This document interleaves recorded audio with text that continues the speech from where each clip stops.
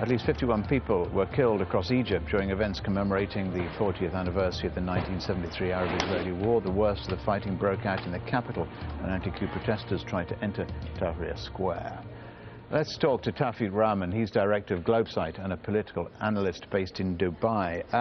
Tawfiq, this was a day of celebration to remember the successes of 1973, but it went sour, didn't it? Well, I think it was a day when both sides tried to claim that victory for their respective camps. And those opposing forces eventually, as they tried to converge on Tahrir Square, as you mentioned, led to a considerable number of deaths on the anti-coup or pro-Morsi side. The government reacted, it's reported, using live ammunition against some protesters. Is that valid? Do you see the truth of that?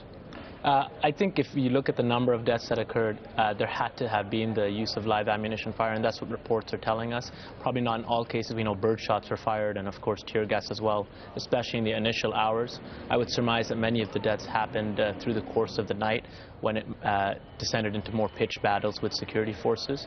Obviously, the considerable number of deaths means that this is a significant event, and I would posit it might actually put more momentum into a camp, the anti-coup camp, that was losing momentum heading into tomorrow, or heading into at least this past week. And now we see that on successive days they've mobilized protesters and, of course, caused a provocation from the military government itself.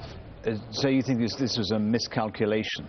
Definitely, definitely. I mean, if there were no significant incidents, maybe this would have subsided over the next few weeks or the next few days, and now we have a little bit of a resurgence in the anti-coup camp, who have another event to point to after Rabaa al-Adawiyya, saying, look, it's the same regime, this wasn't a one-off event, it is the same camp systematically hitting back at anyone who opposes them.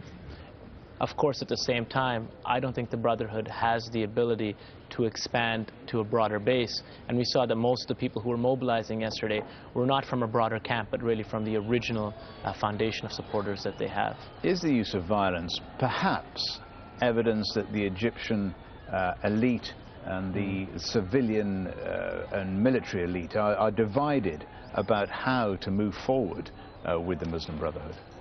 Well, of course they are divided, but I think those people who are divided, such as Mohammed al-Baradei, who oppose the military's policies of disengagement, who prefer engagement with the Brotherhood, are either marginalized or, in his case, in exile. And so those in power have a clear idea of how they want to deal with the Brotherhood, and that is through exclusion. And we'll have to see if that actually can work in any sustainable, peaceful manner in the coming months.